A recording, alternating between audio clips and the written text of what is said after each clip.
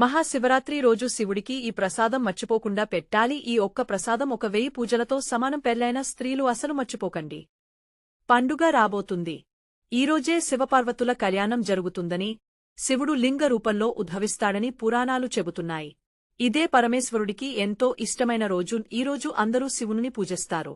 అయితే అలా పూజ చేసేటప్పుడు మర్చిపోకుండా ఈ ప్రసాదం పెట్టాలని శాస్త్రాలు చెబుతున్నాయి. ఈ ఒక్క ప్రసాదం 1000 పూజలతో సమానం. అలాగే ఈ వీడియో చూసే ముందు ఓం నమః శివాయ అని ఒక చిన్న కామెంట్ చేయండి. ముఖ్యంగా పెళ్లైన స్త్రీలు ఈరోజు శివుడికి లేదా శివపార్వతులకు ఈ ప్రసాదాన్ని సమర్పిస్తే దీర్ఘ సుమంగళి యోగం కలుగుతుంది. ఇది మహాశివుడికి అత్యంత ఇష్టమైన ప్రసాదం కనుక అందరూ తప్పకుండా ఈ ప్రసాదం పెట్టాలని పురాణాలు చెబుతున్నాయి. అంతేకాదు శివరాత్రి రోజు ఈ ప్రసాదం పైడితే సంవత్సరం అంతా కూడా మీకు కలిసి వస్తుంది. అంటే మళ్లీ వచ్చే సంవత్సరం వరకు ధనధాన్యాలకు లోటు రాకుండా ఉంటుంది. సకల ఐశ్వర్యాలు సిద్ధిస్తాయి. వద్దన్నా ఐశ్వర్యం వస్తుంది.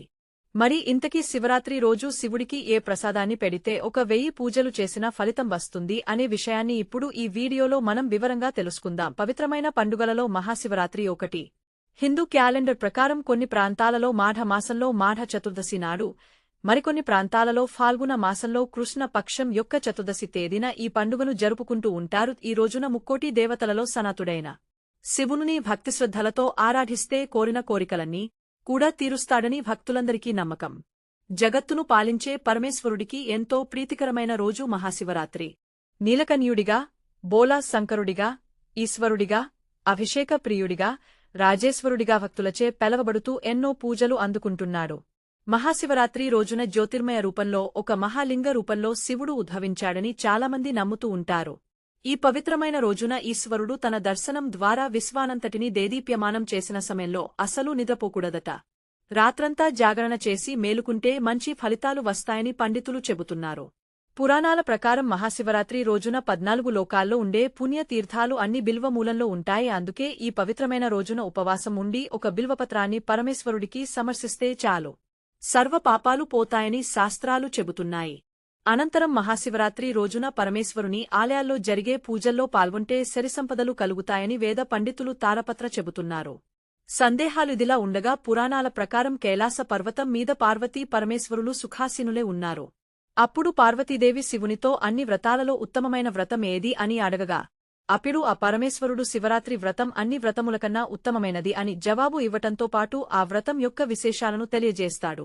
ఈ వ్రతాన్ని మాఘ మాసంలో చతుర్దశి నాడు మాత్రమే ఆచరించాలని, తెలిసి చేసినా తెలియక చేసిన ఈ వ్రతాన్ని ఒక్కసారి చేసిన యముడి బారి నుండి తప్పించుకుని విముక్తి పొందుతారని వివరించారు. ఈ మహాశివరాత్రి రోజు ఎలా ఉపవాసం ఉండాలి? ఉపవాసం ఉన్న సమయంలో పాలు పండ్లు తినవచ్చా? గుడిలో ప్రసాదం పెడితే తినవచ్చా? ఈ విషయాలన్నింటి గురించి ఇప్పుడు మనం ఈ వీడియోలో తెలుసుకుందాం. మహాశివరాత్రి రోజు సూర్యోదయానికి పూర్వమే బ్రహ్మ ముహూర్త కాలంలో నిద్రలేవాలి. తెల్లవారేదాకా పడుకోకూడదు. బ్రహ్మ ముహూర్తంలో నిద్రలేచి స్నానాలు పూర్తి చేసుకుని, కొత్త దుస్తులు ధరించి, ఇంట్లో యథావిధిగా పూజలు చేసుకుని తర్వాత శివాలయ దర్శనం, ఆ మహాశివయ్యను భక్తి శ్రద్ధలతో పూజించుకోవాలి. మహాశివరాత్రి రోజు ఉపవాసం చేయాలి. ఉపవాసం చేసే సమయంలో పండ్లు పచ్చిపాలు తీసుకోవచ్చు. ఉడికించినవి వండినవి అసలు తినకూడదు. అత్యంత పవిత్రమైన ఈరోజు దేవునికి దగ్గరగా ఉండి దైవ నామస్మరణ చేసుకోవాలి. ఈరోజు శివాలయానికి వెళితే అక్కడ పెట్టే ఫలహారం తినవచ్చు. ఉపవాసం ఉన్నాగాని అక్కడ పెట్టే ఫలహారం తినవచ్చు. కొంతమంది ప్రసాదం పెడితే ఉపవాసం ఉన్నాం వద్దు అంటారు. ఎప్పుడైనా ప్రసాదాన్ని వద్దు అని అనకూడదు. అది దేవుడికి ఇష్టం ఉండదు. ప్రసాదం దేవుడికి నివేదించినది కాబట్టి నిరభ్యంతరంగా తీసుకోవచ్చు. శివరాత్రికి ఉపవాసం ఉండేవారు మంచం మీదగాని, కుర్చీలోగాని కూర్చోకూడదు. ఈరోజు కటిక నేలమీద కూర్చుని లేదా చాపమీద కూర్చుని దైవ నామస్మరణ చేసుకోవాలి. ఉపవాసం అంటే మనసును శివుడికి దగ్గరగా ఉంచమని వేద పండితులు చెబుతున్నారు. శివుని మనస్కు దగ్గరగా ఉంచాలంట శివధ్యానం చేయాలి. శివధ్యానం చేస్తే శివానందం కలుగుతుంది. శివుని అనుగ్రహం లభిస్తుంది. ఇలా శివధ్యానం చేయాలంటే రోజంతా కూడా మేల్కొని ఉండాలి. అలా మేలుకొని ఉండాలి అంటే పొట్టను ఖాళీగా ఉంచుకోవాలి. కాబట్టి భక్తులు ఎంతో నియమనిష్టలతో, నిబంధనలతో రోజంతా కూడా మహాశివుని ధ్యానిస్తూ ఉపవాసం చేయాలి. వాస్తవానికి మహాశివరాత్రి నాడు శివ ధ్యానంలో ఉన్న భక్తులకి ఆకలివేయదట. ఈ శివరాత్రి రోజు పూజ చేసేటప్పుడు శివుడికి ఏ నైవేద్యం పెట్టాలి అనే విషయం చాలామందికి తెలీదు. శివరాత్రి రోజు శివుడికి సమర్పించాల్సిన ఒక ప్రత్యేక నైవేద్యం ఉంది, అదే పరమాన్నం. శివరాత్రి రోజు శివుడికి బెల్లం పరమాన్నం నైవేద్యంగా పెడితే సంపూర్ణ శివానుగ్రహం లభిస్తుంది. అంతేకాదు ఈరోజు పెళ్లైన స్త్రీలు పరమాన్నం నివేదన చేసి ప్రసాదంగా స్వీకరిస్తే దీర్ఘ సుమంగళి యోగం సిద్ధిస్తుంది. ఇలాంటి శివరాత్రి రోజు శివయ్యకు పరమాన్నం ప్రసాదంగా పెడితే వచ్చే సంవత్సరం వరకు మీకు ధనధాన్యాలకు, సంపదలకు లోటు లేకుండా ఉంటుంది. అప్లైశ్వర్యాలు సిద్ధిస్తాయి. కనుక తప్పనిసరిగా శివరాత్రి రోజు అందరూ కూడా పరమాన్నం నివేదన చేయండి. దీనితో పాటుగా ఈరోజు దద్దోజనాన్ని కూడా నీటుగా తయారు చేసుకుని ప్రసాదంగా పెట్టుకోవచ్చు. మేము ఏదైనా ఒక్క నైవేద్యం మాత్రమే పెడతాము అని అనుకునేవారు పరమాన్నం ఒక్కటే నైవేద్యంగా పెట్టండి. లేదు మేము 2-3 నైవేద్యాలు పెడతామనుకునేవారు నివేదన చేయండి. దీనితో పాటుగా ఈరోజు దద్దోజనాన్ని కూడా నీటుగా తయారు చేసుకుని ప్రసాదంగా పెట్టుకోవచ్చు. మేము ఏదైనా ఒక్క నైవేద్యం మాత్రమే పెడతాము అని అనుకునేవారు పరమాన్నం ఒక్కటే నైవేద్యంగా పెట్టండి. లేదు మేము 2-3 నైవేద్యాలు పెడతామనుకునేవారు పరమాన్నంతో పాటుగా దద్దోజనం కూడా పెట్టుకోండి. ఇలా దేవుడికి పెట్టిన ప్రసాదాన్ని ఇంట్లోని వారందరూ కూడా ప్రసాదంగా స్వీకరించండి.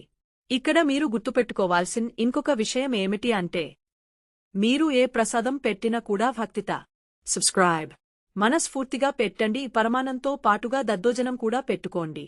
ఇలా దేవుడికి పెట్టిన ప్రసాదాన్ని ఇంట్లోని వారందరూ కూడా ప్రసాదంగా స్వీకరించండి. ఇక్కడ మీరు గుర్తుపెట్టుకోవాల్సిన ఇంకొక విషయం ఏమిటి అంటే, మీరు ఏ ప్రసాదం పెట్టినా కూడా భక్తితో మనస్ఫూర్తిగా పెట్టండి. భక్తితో మీరు ఏమీ సమర్పించినా ఆ ఈశ్వరుడు స్వీకరిస్తాడు. అలాగే భక్తితో భక్తకన్నప్పుడు తాను తినే మాంసాన్ని పెట్టినా శివుడు స్వీకరిస్తాడు. అలాగే గోడగూచి అనే చిన్న పాప భక్తితో పాలు సమర్పించిన శివుడు స్వీకరిస్తాడు. కనుక శివుడికి పెట్టే నైవేద్యాన్ని భక్తి శ్రద్ధలతో పెట్టాలి. నైవేద్యాలలో శివుడికి అత్యంత 4 ప్రీతిపాత్రమైనది బెల్లం పరమాన్నము. మీరు శివయ్యకి పెట్టే నైవేద్యాలలో ఫస్ట్ ప్రియారిటీ పరమాన్నానికి ఇవ్వండి. ఆ తర్వాత ఇంకా పెట్టాలనుకుంటే దద్దోజనం కూడా పెట్టుకోవచ్చు. అలాగే అరటి పండ్లు, దానిమ్మ పండ్లు కూడా నివేదన చేయవచ్చు. ఈరోజు మీ ఇంట్లో శివలింగం ఉంటే ఆ శివలింగానికి గంగా జలంతో, బిల్వపత్రాలతో అభిషేకం చేయండి. శివుడు అభిషేక ప్రియుడు. కనుక ముందు అభిషేకం చేసుకుని తర్వాత పరమాన్నం నైవేద్యంగా పెట్టండి. శివలింగం లేకపోతే శివుడి ఫోటో ముందు దీపారాధన చేసుకుని పరమాన్నం నైవేద్యంగా పెట్టండి.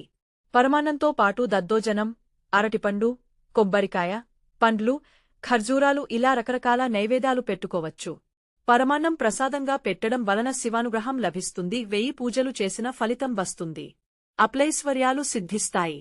కనుక శివరాత్రి రోజు మీరు కూడా శివుడికి నైవేద్యాన్ని పెట్టి శివానుగ్రహంతో సకల సంపదలను పొంది ఎటువంటి కష్టాలు లేకుండా ఆనందంగా హాయిగా జీవించండి.